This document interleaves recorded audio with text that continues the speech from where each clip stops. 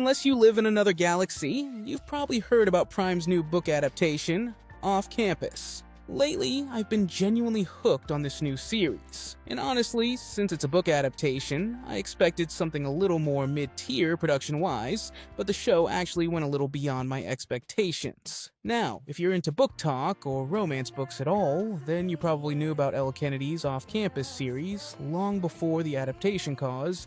Guys, these books are literally over a decade old, and trust me, you can definitely feel some modernizations in the adaptation process, which we'll talk about later. But first, let's quickly go over Season 1. Season 1 covered the first book, The Deal, and followed Hannah Wells and Garrett Graham as the main couple. And I'm specifically saying main couple because there are many upcoming leads for future seasons that we already got introduced to this season. If you already watched it, then you probably know exactly what I'm talking about. This series clearly wants to build an ensemble cast with interconnected or simultaneous romance storylines. So, unlike shows that focus entirely on one couple at a time, Off Campus is constantly setting up future relationships in the background. In fact, the creator of the show, Louisa Levy, even mentioned in an interview that the series will never focus on just one romance per season. Always be an anchor romance anchoring the season. That will be really key. But I never wanted Hannah and Garrett to ride off into the sunset. I want them to stay part of the world, but I also don't want to break them up. So, they get to have other kinds of story. There'll always be side stories and hints for future couples. And honestly, in that sense, the show reminds me a lot of Bridgerton. As Bridgerton fans, we all know how painful it is when earlier couples slowly disappear from the story. Like Daphne and the Duke basically vanishing, or Kate and Anthony getting significantly less screen time afterwards. But thankfully, it doesn't look like Off Campus is planning to go in that direction. The setup of the series was honestly exactly what I expected. Hannah is out there minding her own business, being bubbly and unbothered. And then Garrett crashes into her life with all of his cockiness. Their first meeting already told me everything I needed to know because while Hannah's cleaning the locker room after hockey practice, Garrett is casually showering nearby with an unbelievable level of confidence. Like, this man didn't even try to cover himself. Naturally, I immediately assumed he was going to be another arrogant hockey player stereotype, but honestly, the storyline proved me wrong pretty quickly.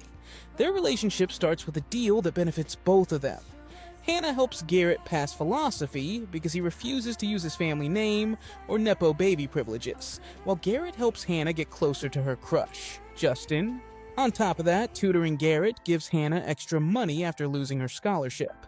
So yeah, it's one of those fake deal turns into real love situations, but honestly, the chemistry makes it work. What I also appreciated was the way the show handled Hannah and Garrett's trauma. Hannah's still dealing with the aftermath of her assault, while Garrett grew up with an abusive father. Obviously, their experiences are completely different, but both characters are constantly fighting their own demons throughout the season. And honestly, I really liked that Hannah never lets her past define her entire personality. As for Garrett, he's so terrified of turning into his father that he pushes himself to be the exact opposite, and you can actually see how emotionally exhausting that becomes for him over time. Things get even worse after everything with Dean and the confrontation on the rink, which eventually leads to Hannah and Garrett's short breakup. Thankfully, they managed to work through it with some help from their friends. The breakup scene was actually one of the biggest changes from the books. In the book, Hannah is the one who breaks things off. But according to Louise Levy, they didn't want Hannah to come across as scared of Garrett, so they reversed the situation.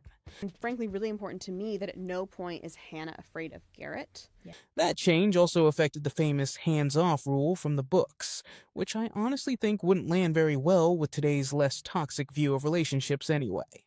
Another change I loved as someone who didn't read the books was Justin's era of study. In the books, he's a football player, but the show turns him into a singer-songwriter instead. And honestly, I think that choice adds so much more to Hannah's character, because music is such a huge part of who she is. It also makes her connection with Garrett feel even more meaningful.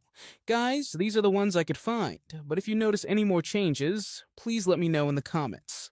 According to the books, the second story is actually Grace and Logan's relationship, even though a new actress for the role of Grace has already been cast for Season 2. We'll have Allie and Dean as the main couple, as already been teased. But don't worry, we'll still see the sneak peeks of Grace and Logan. Allie and Dean have already become fan favorites, thanks to their on-screen chemistry. From the dance floor to the chessboard, they are setting everything they touch on fire. When she called the do not call person, we all thought Allie was going through her Allie's breakup in 5 acts cycle. Fight Allie, which I can safely say we're in right now. Then eats her feelings Allie, destroys 3 bags of hot Cheetos, followed by Raging Diva Allie. Then complete and total breakdown Allie has a, well, that one's self-explanatory. In the grand finale, late night phone call Allie, where you beg me to take you back. That is not what I do! That is exactly what you do. Guys, you have no idea how big I gasped when it came out as Dean and not Sean. The second shock came with the big reveal of Carter St. James as Hunter. I mean, pure chaos. Right where Dean's Six Flags, De Laurentiis, was ready to become exclusive with Allie, her no-strings-attached man, Hunter entered the frame. I'm not sure, and please correct me in the comments if I'm wrong, but Dean's sister Summer, who has been mentioned a few times already, might be the reason behind Dean and Hunter's beef. Other than that, we saw so little of both Allie and Dean's lives outside of Briar. We know Ali has parents who put stakes so high when it comes to love, and Dean's family is a rich Boston family. His friendship with Bo and the immediate connection between Bo and Allie made me want to see more of them. But still, there might be some heartbreaking events that occur. Get yourselves ready to sob, guys. However, we will be seeing their backgrounds and the full story soon enough, cause we might not need to wait for a long time to get the second season. Since the script is written by a group of writers, and not one specific person, the process runs smoothly and quickly. Also, Season 2 was greenlit even before Season 1 aired, and the cast is going to be right back on the set after the promo run. The first season was filmed from early June to October 2025, and released in May 2026. We can expect something similar for Season 2, because the filming start date is set to June 1st, so we can expect it to come out in May 2027. To be honest, guys, I can't wait to watch the new season. There are so many stories to tell, and I'm set for it. I wonder how Hannah and Garrett will navigate their relationship while Allie and Dean try to build their own. I was a big fan of Hannah-Allie's friendship in the first season, and I want to see some more of it. Also, I wonder how Logan's gonna go out of his crush over Hannah and meet Grace. But the most I'm excited for is the little hints and details that we might catch regarding upcoming seasons, because the first season was full of them. I'll tell you one that I caught, and I hope you have some more to share with me in the comments. You know, Tucker was tasked with taking care of different fruits to get accepted to the frat. But guys, did you actually pay attention to the size of those fruits? They might give some clues about Tucker's own story in advance when combined with the Thanksgiving dinner, where he worked like a single parent to make it happen. Until then, let me know who your favorite couple is, or what you think will happen in the upcoming season of Off Campus. And don't forget to follow for more off-campus content.